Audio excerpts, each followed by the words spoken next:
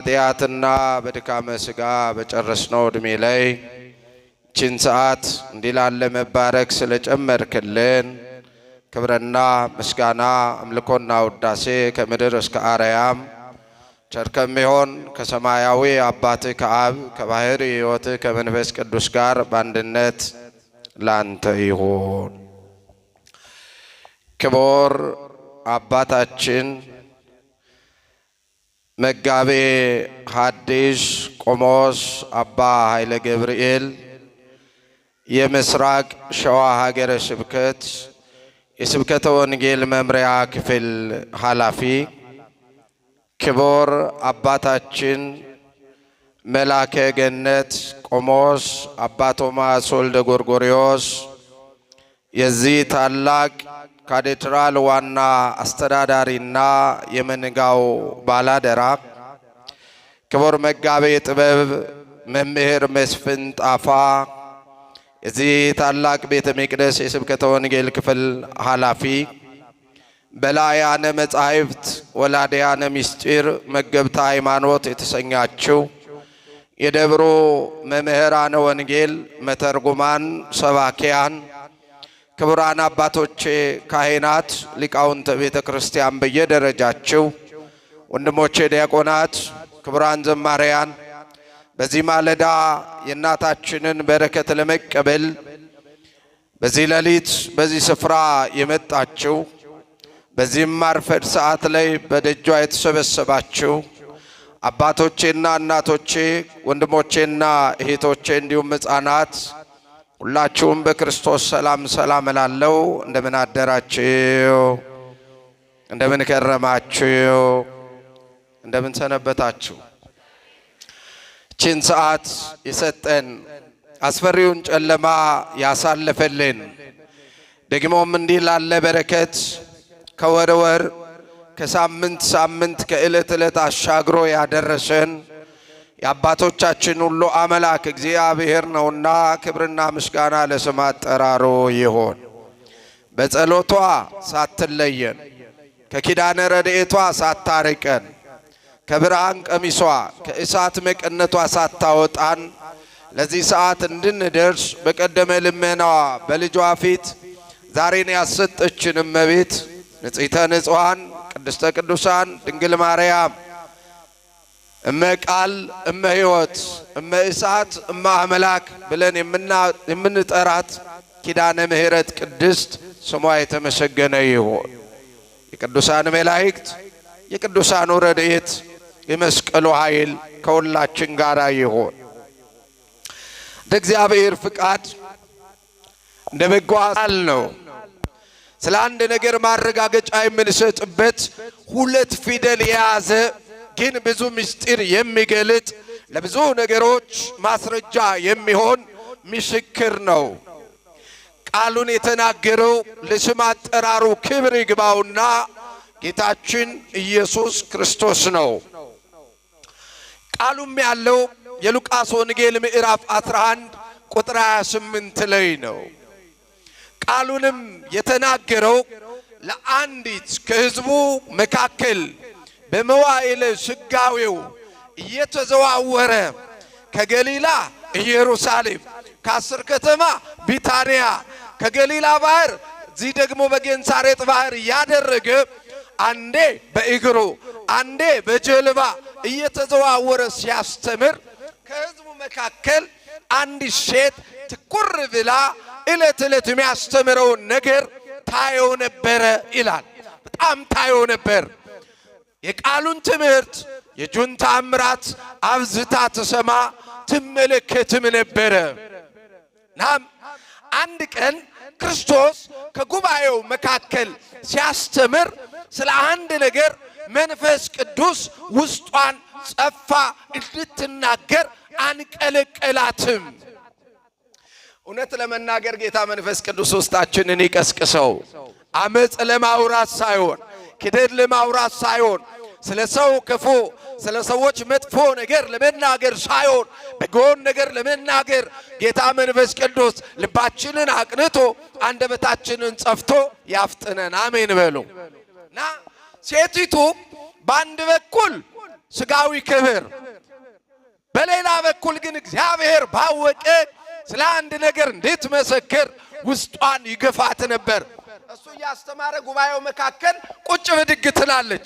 እሱ ያስተማረ ጉባኤው መካከል ውስጧ ይንቀለቀላል። ግን አልቻለችም። ወዲያውኑ ድምጿን ከፍ አርጋ ይላል። ድምጿን ምን አርጋ? በለሆሳስ አይደለም። ድምጿንም ዝቅ አርጋ አይደለም። ጉባኤውንም አልፈራችም። ስለ ሕዝቡም አላሰበችም። ስለ ትምህርቱም አልተጠነቀቀችም። ነገር ግን ድምጿን ከፍ አድርጋ ይላል እንዲህ አለች፣ ጌታ ሆይ ጌታ ሆይ አለችው። ጉባኤው እንዳለ ፊቱን ወደ እሷ አዞረ፣ ወደ ኋላ። ከኋላም ያለው ትኩር ብሎ ከፊቷም ያለው ወደ ኋላ ዞሮ ሲመለከታት እንዲህ አለች፣ የጠባሃቸው ጡቶች አለች። ይወላችሁ አሁን ምን ያልካቸው ጡቶች? የጠባሃቸው ጡቶች፣ የተሸከመች ማህፀን፣ የጠባሃቸው ጡቶች ብፁዓን ናቸው አለችው። በደንብ ስሙት። የተሸከመች ምን? ማህፀን፣ የጠባሃቸው ምን? ጡቶች ብፁዓን ናቸው አለች። ጌታም መለስ አለና እንዲህ አላት፣ አዎ አላት። ምን አላት? ምን አላት? ክብር ይግባው፣ ስለ ቃሉ ክብር ይሆን። ምን አላት? ብፁዓን ናቸው አይደሉም ነው ያላት። ብፁዓን ናቸው። በትክክል ተናገርሽ። ደግሞ ብፁዓንስ አላት ይላል። ያልታደሉ ደካማ ሰዎች ይህንን ለድንግል ማርያም ማቃለያ አድርገው ይጠቀሙታል። ነገር ግን ትምህርቱን እናየዋለን። ምን አላት? ቀጥሎ እንዲህ አላት፣ ብፁዓንስ የእግዚአብሔርን ቃል ሰምተው የሚፈጽሙ ናቸው አላት። ብፁዓንስ የእግዚአብሔርን ቃል ሰምተው ምን የሚሉ? የሚፈጽሙ ናቸው አላት። ቁጥር 27 እስከ 28 ስታዩት አንዳንዶች ምን ይላሉ? ብፁዓን የተባሉት የድንግል ማርያም ጡቶች ብቻ፣ የድንግል ማርያም ማህፀን ብቻ፣ ድንግል ማርያም ብቻ አይደለችም። ብፁዓን የተባሉት ቃሉን ሰምተው የሚፈጽሙ ናቸው ይላሉ። ለሷ ብቻ አዎ ብፁዓን የሚለው ቃል ለድንግል ማርያም ብቻ አልተሰጠም። የሷ ብጽዕና ግን ይለያል። የሷ ብጽዕና ምን ይላል? ምን ይላል? ሁሉም ሴቶች እናቶች ናቸው። እውነት ውሸት? የሷ እናትነት ግን ይለያል። ሁሉም ሴቶች ቅዱሳን ተብለው የሚጠሩ ከጻድቃን ከሰማዕታት ወገን አሉ። የሷ ቅድስና ግን ይለያል። ቅድስት ብቻ ብለን አንጠራትም። ቅድስተ ቅዱሳን እስኪ በሉ፣ ቅድስተ ቅዱሳን በሉ። የቅዱሳን ሁሉ ምን? ቅድስት፣ ለንጹሃን ሁሉ ንጽሕት፣ ከፈጣሪ በታች ከፍጡራን በላይ ብለን ምን ጠራት? ብጽዕት ስንላት ለብፁዓን ሁሉ ብጽዕት ናት። ለብፁዓን ሁሉ ምንድን ናት? ብጽዕት ናት። ምክንያቱም የሷ ብጽዕና ይለያልና። ለምን በሉ፣ እዚህ ጋር ቃሉን በደንብ ስሙት። የእግዚአብሔርን ቃል ሰምተው የሚፈጽሙ ሁሉ ብፁዓን ይባላሉ ይላል። የእግዚአብሔርን ቃል ሰምተው የሚፈጽሙ ሁሉ ምን ይባላሉ? ብፁዓን ይባላሉ። እዚሁ የማቴዎስ ወንጌል ምዕራፍ 5 ቁጥር 1 እስከ 12 ስትመጡ አንቀጸ ብፁዓን የሚባል የጌታችን የተራራው ስብከት አለ። እዛ ላይ ስታዩት አንቀጸ ብፁዓን ላይ ስለ ጽድቅ የሚራቡ የሚጠሙ የሚሰደዱ ብፁዓን ናቸው ይላል። የሚያስታርቁ የሚታረቁ ብፁዓን ናቸው ይላል።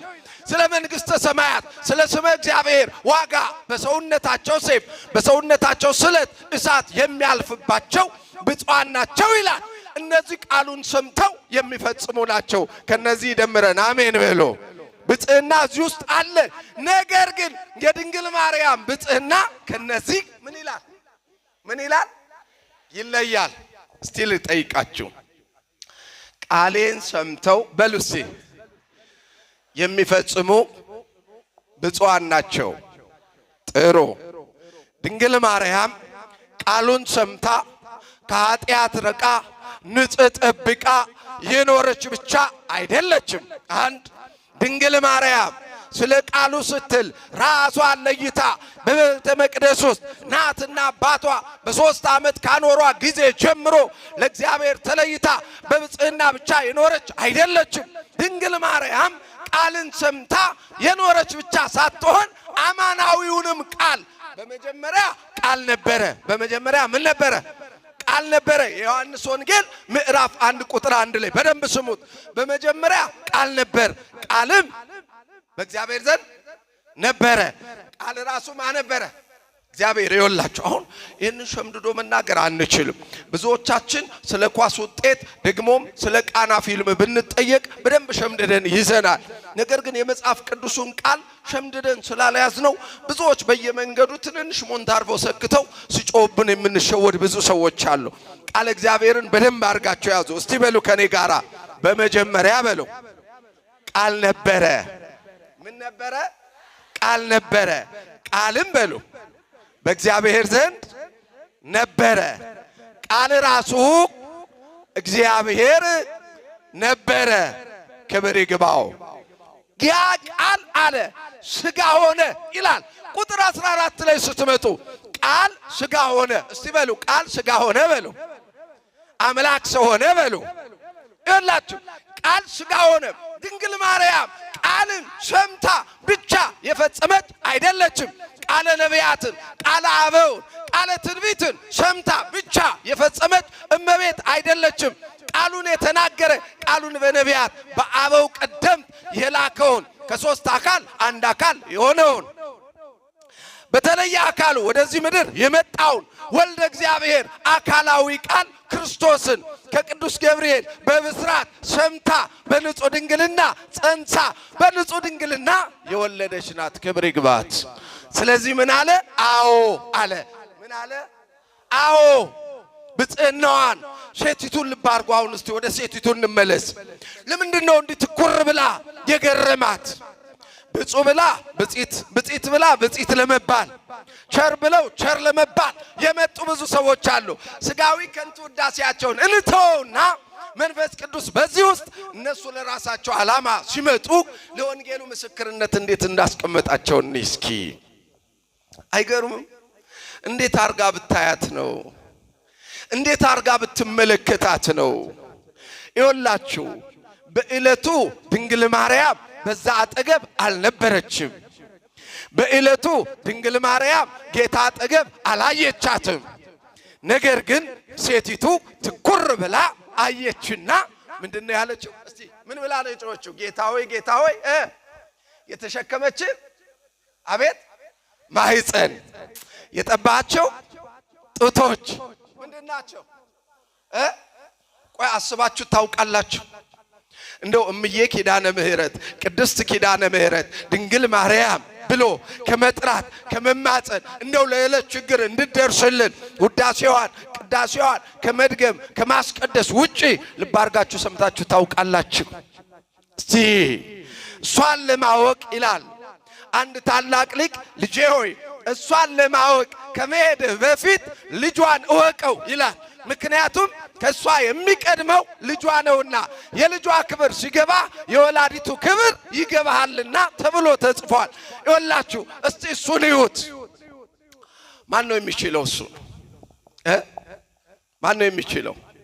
እስቲ ወደ ላይ በደንብ እንይ። ከቃሉ ጋር ናችሁ? ጅርቱ ከቃሉ ጋር ናችሁ አላችሁ? እግዚአብሔር ከሁላችን ጋር ይሁን። እስቲ ልጠይቃችሁ ወደ ላይ ምን ያለ ይመስላችኋል? ወደ ላይ እስቲ ፈልጉ። ሰማይ አይደለም? ይሄ ሐኖስ ጠፈሩን ተውትና ወደ ላይ 7 ሰማያት አሉ። 7ቱ ሰማያትን እንውሰድ። ዓለመ መላእክት፣ ኢዮር፣ ራማ፣ ኤረራል። ከዛ ስትቀጥሉ መንግሥተ ሰማያት እኛ በመጨረሻ የምንገባበት ክርስቶስ ከመጣ በኋላ ሰማይ ምድር ሲያልፉ 5ቱ ዓለማትን ካሳለፈ በኋላ የምንገባበት ዓለም አለ። ለዛ ክብር ያብቃን። አሜን በሉ። መመላለሳችንን ስለ ሥጋ ጥቅም ስለዚህ ዓለም ብልጭ ብሎ ድርግም ታይቶ ከሚጠፋው ዓለም ጥቅም ሰውሮ ለዘላለሙ ሕይወት ያደርግልን። ናም እዛ እንገባለን። 4ኛው ሰማይ 5ኛው ሰማይ አለ። ይኸውላችሁ እነዚህ 5 6 7ኛው የሚባሉት ሰማየ ውዱድ፣ መንበረ መንግስት፣ ጽርሐ አርያም ተብለው ይጠራሉ። እነዚህ ስፍራዎች እነዚህ 7 ዓለማት ወደ ላይ አሉ። ልብ አድርጉ። ወደ ታች ምን ያለ ይመስላችኋል? እስቲ ምን አለ? ጉድ ነው ዛሬ። ምን አለ ወደ ታች? ይሄ ምን አለ? ምድር አለች አይደል? ምድር ምን ላይ ነው የተቀመጠችው? ውሃ ላይ። ምን ላይ? ይኸውላችሁ ዳዊት እንዲህ ይላል፣ በልዎ ለእግዚአብሔር ግሩም ግብርከ ይላል። እግዚአብሔርን ስራ ግሩም ነው በሉት ይላል። እግዚአብሔርን ስራ ምንድን ነው በሉት? ግሩም ነው በሉት። ለምን መሰላችሁ ምንለው? አሁን ከወንዝ ወርዳችሁ ከባህር ተጠግታችሁ ወይም ከሐይቅ ዳርቻ ሄዳችሁ አንድ ድንጋይ አንስታችሁ ውሃው ላይ ብትወረውሩት ምን ይሆናል? ይሰምጣል። ነገር ግን ይህንን የምታክል ምድር ባህሩ ላይ ውሃው ላይ ቁጭ ብላ ምን አልሆነችም? ምን አልሆነችም? አንድ ድንጋይ የሚወጥ ውሃ ነገር ግን የምታያትን ግዙፍ ምድር አልዋጣትም፣ ተሸክሟታል። ማስለያዘ ማስለሰራ በማጥበብ ስለቆመ ለስራው ክብር ይሆንለት። ቀጥሉ ደግሞ አሁን ውሃ እናቶች ከሰል አያይዛችሁ ዘንድሮ እናቶች ብቻ ማለት አይቻልም። በኑሮ ውድነት ወንዱም ወንደላጤ ስለሆነ ቤት ውስጥ ከሰል ያያይዛልና እንደው ከሰል አያይዛችሁ ልብ አድርጉ። እሳት ለኩሳችሁ ውሃ ብታደርጉበት ምን ይሆናል? ይጠፋል? ይነዳል? ይጠፋል አይደለም? ጥሩ። ውሃውን ምን ላይ ያኖረው ይመስላችኋል? እግዚአብሔር እሳት ላይ። ይቻላል? ይቻላል ወይ? በሰው የማይቻል በማን ይቻላል? ለጥበበኛው ክብር ይሆንለት። ጥበብስ መድኃኒ ነው እቷለ ሊቆ ጥበብስ መድኃኒታችን ነው። ዘቤዘወነ በጥባ ስጋው ተሳየጠነ በንዛሃት ደሙ ወአርየነ ለመንግስቱ ለዓለም ዓለም ይላል ታላቁ ሊቅ ኤጲፋንዮስ። በስጋው መቆረስ በደሙ መፍሰስ ለዘላለም መንግስቱ የተቤዠን ጥበብስ መድኃኒታችን ነው ይላል። የጥበብ ሀገሯ ይልና ጥበብ ራሱ የሆነ ጌታ ስነ ፍጥረትን እንዴት አድርጎ በጥበብ እንዳኖረ ጥሩ። እሺ ልጠይቃችሁ። ይቀጥላል። እሳት ውሃውን እሳት ላይ አኖረው። እንቀጥል። እሳት ሲነሳ የሚፈራው ምንድነው? ንገሩኝ። ምንድነው? ንፋስ አይደለም? ንፋስ ነው የሚፈራው። ለምን? እዚህ ጋር የተያዘውን እሳት እዛ ሰፈር ወስዶ ይበትነዋል፣ ሁሉን እንዳያዳርስ። ነገር ግን ይሁት እሳቱን ወስዶ ያስቀመጠው ንፋስ ላይ ነው። ምን ላይ ነው?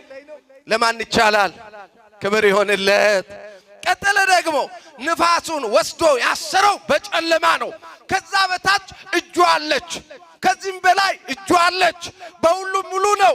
በዓለም ውስጥም ያለ ከዓለም ውጭም ያለ በፈጠረው ፍጥረት በረድኤት የሚገለጥ ደግሞ የፈጠረውን ፍጥረት ሁሉ በእጁ የያዘ ጌታ ነው። ክብር ይሆንለት። ይህን ሁሉ ዓለማትን የያዘ ጌታ፣ ይህን ሁሉ ጌታ፣ ይህን ሁሉ ዓለም የሚመግብ ጌታ እንዴት አድርገሽ በማህፀንሽ ተሸከምሽው? የእውነት አንተ 7ቱን ሰማያት ወደ ታች ያለውን 5ቱን ፍጥረት ይህን ሁሉ ዓለም ጠቅልለ በእጅ የያዝከውን ጌታ የተሸከመች ማህፀን ምንድናት? ብፅዕት ናት። የሚገርም እኮ ነው።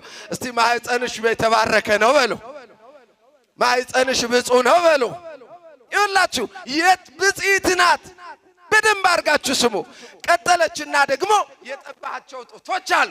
ምን ያልካቸው ጡቶች? እንደው ቅዱሳን ጡቶቿ የምህረት ወተት ያፍስሱልን። አሜን በሉ። የጤናውን ወተት፣ የበረከቱን ወተት፣ የሰላሙን ወተት ያፍስሱልን። አሜን በሉ። የእውነት በሚገርም ሁኔታ እዩት። እስቲ ቀጥላችሁ በደንብ አንድ ነገር እዩ። ልጠይቃችሁ፣ እኛን የሚመግበን ማን ነው? አቤት እግዚአብሔር ነው። እኔ ነግጄ ነው፣ እኔ ተምሬ ነው፣ እኔ ደሞዝ በልቼ ነው ምንል ሰዎች ደሞዙንም ንግዱንም እርሻውንም የባረከ ማን ነው? ያስተዘጋጅቶ እንድንበላ ጤናም አቅምም ዕውቀትም የሰጠን ማን ነው? ከጉሮሮአችን ወርዶ ከስጋችን ከደማችን እንዲስማማ ያደረገው ማን ነው? ስለዚህ የሁላችን መጋቢ ማን ነው? እግዚአብሔር ነው። ምግቡን የጤና ስራውን የበረከት ያደርግልን። ልብ አድርጉ። እኛን በዝናብ አብቅሎ በፀሐይ አብስሎ የሚመግበን እሱ ነው። አንድ በሉ። ሁለተኛ በባህር ያሉ ፍጥረታትን የሚመግበው ማን ነው? እሱ ነው። መላእክትን ከምስጋና የሚመግባቸው ማን ነው? እሱ ነው። ልብ አድርጉ። አንዴ ሙሴ በአንድ ጥያቄ እግዚአብሔርን በጠየቀው ጊዜ እግዚአብሔር ማንንም እንደማይረሳ ለሙሴ ወደ ባህር ዳርቻ ወስዶ አንድ ምስጢር ገለጠለት። ሙሴ እኔ ሕዝቤን አልረሳም፣ ና ማሳይ ነገር አለው። ሙሴ ወደ ባህሩ ጠጋ ሲል ባህሩን ገለል በላለው፣ ገለል አለለት። ከዛ ከባህሩ ስር ድንጋይ አለ፣ ድንጋዩንም ተፈንቀል በለው አለ። ሙሴ ፈነቀለው ድንጋዩን በስመ እግዚአብሔር። ከድንጋዩ ስር ትል አለ። ምን አለ? ምን አለ? ይህችን ትል እንኳን የምመግባት እኔ ነኝ አለ። እግዚአብሔር ይመግባችሁ፣ የምትበሉትን አያሳጣችሁ። እሱ የማይረሳ ማንንም የማይተው አምላክ። እዚህ ድረስ ያሉትን የምመግብ እኔ ነኝ። ፍጥረት ከእኔ መገባል፣ ረድኤትን መግባለሁ፣ በረከትን መግባለሁ። ሁሉንም የሚመግብ አባት እሱ ነው። ነገር ግን እሷን በእቅፎ እሱም በእቅፏ ይዛ ጡት የመገበችው ማናት? ማናት? አይሰማም። ማናት? ማናት? የረድኤትን በረከቱን የረድኤቱን ስጦታ የበረከቱን ክብር ትመግባችሁ የእውነት አለችው ሴቲቱ። እሷ እንኳን ያለችው ምን አይታ መሰላችሁ? 5 እንጀራ 2 ዓሣ አብዝቶ ሲያበላ አይታዋለች። በእውነት አንተ 12 መሶብ እስኪነሳ የምትመግበውን ጌታ ጡት ያጠባች ሴት እንደምን ያለች ናት?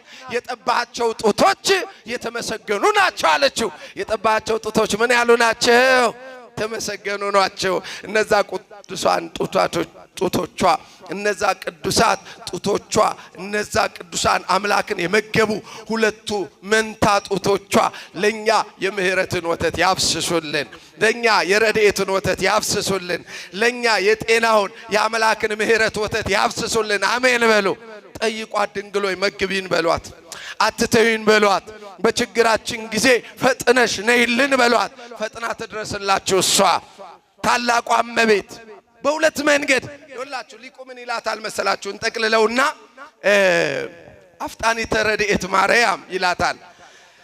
ለረድኤት የምትፋጠኝ ማርያም ይላታል።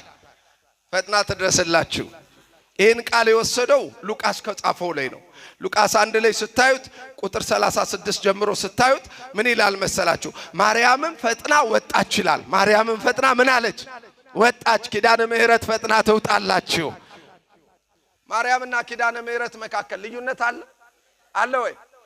ማርያም ስላችሁ ዘጌት ትላላችሁ። አሁን እዛ 21 ቢሆን ሁላችሁም አሜን ትሉ ነበር።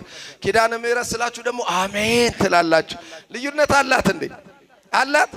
አንዳንድ ሰው አለ ኪዳነ ምሕረት የማርያም እናት ናት ብሎ የሚያምኑ ሰዎች እኮ ነበሩ። ልደታ ማን ናት?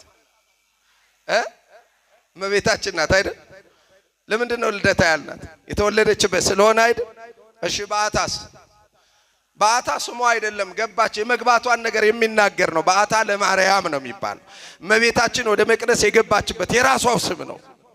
በዓታ ኪዳነ ምሕረትም ቃል ኪዳን የተቀበለችበት ነው አይደለም?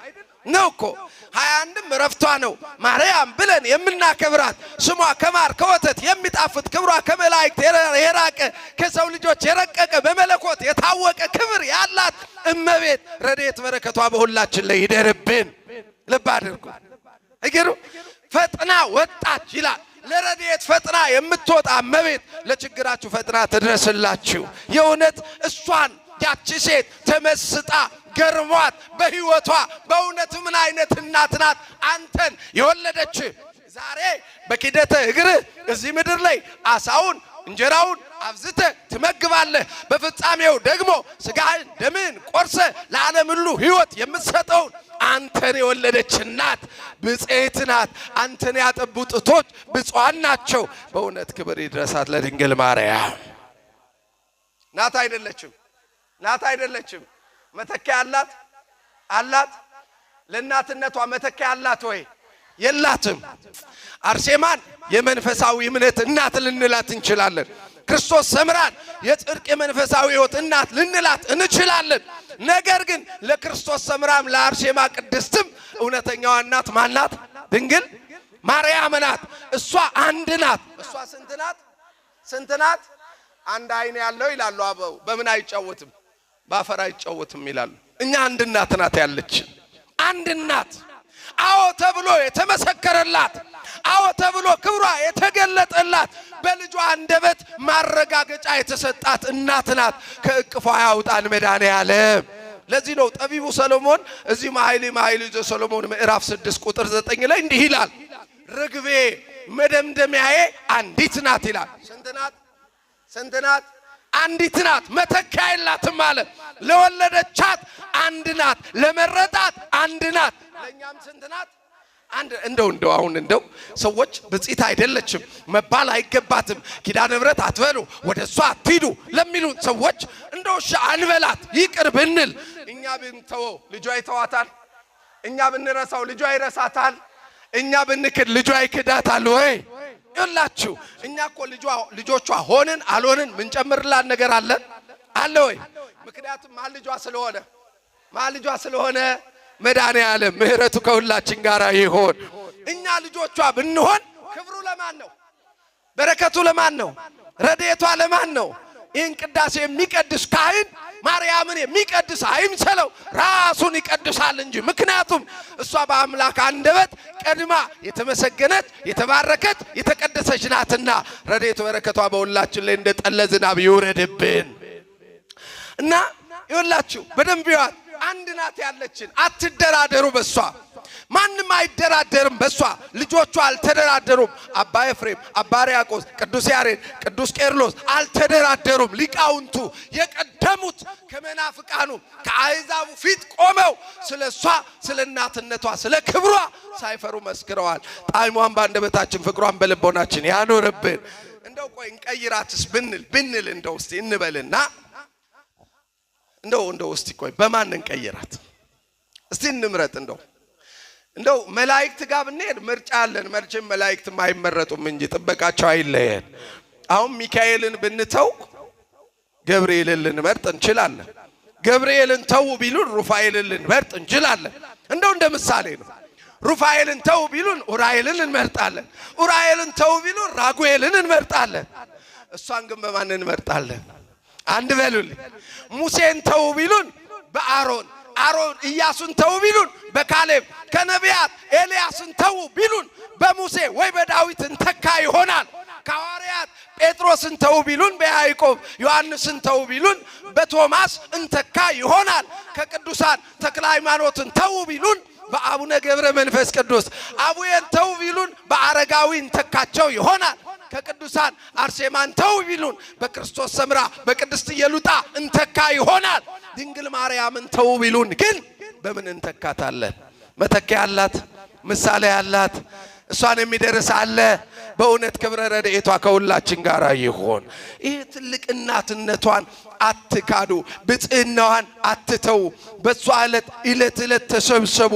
እሷ ማንንም አሳፍራ አታውቅም። አታሳፍራችሁ፣ አሁንም አትተዋችሁ። አሁንም አሜን በሉ። ቅድም ስገባ በጣም ብዙ ሰዎች ቅዱሳት ስዕላት እየገዙ የእመቤታችን ቅዱስ ስዕል ገዝታችሁ ይዛችሁ የመጣችሁ ሰዎች አላችሁ። ስዕለት ልታስገቡ ይሁን ይዛችሁ ልትሄዱ እንደሆነ አላውቅም፣ ብቻ እሷ አትለያችሁ። የድንግል ማርያም እምነቷን፣ ስዕሏን፣ ውዳሴዋን፣ በረከቷን ወደ ቤታችሁ ይዛችሁ ሂዱ። አንድ በረከታችሁ አንዷ ብጽዕት እናታችሁ ናት። ምክንያቱም ይኸውላችሁ ዮሐንስ 19 ላይ ብዙ ጊዜ የምንጠቅሰው ጥቅስ አለ። እነኋት እናት እነሆ ይሄንን ነው ብዙ ጊዜ የምንጠቅሰው። ግን ወረድ በሉና ታክሲም ላይ ባጃጅም ላይ ቤታችሁም ላይ የምትሰቅሉ ሰዎች ቀጥሎ ያለ ጥቅስ አለ። እሱን ጥቀሱና ስቀሉት ባካችሁ፣ ቤታችሁ ለጥፉት። እንዲህ የሚል ጥቅስ አለ። ያም ደቀ መዝሙር ከዛ ሰዓት ጀምሮ ወደ ቤቱ ወሰዳት ይላል። 27ኛው ቁጥር ላይ ወደ ቤት እስቲ በሉ፣ ወደ ቤቱ በሉ፣ ወሰዳት ይላል። ወደ ቤቱ ወሰዳት። ወደ ቤታችሁ ትግባ ድንግል ማርያም። ከህይወታችሁ አታስወጧት፣ ከቤታችሁ አታስወጧት።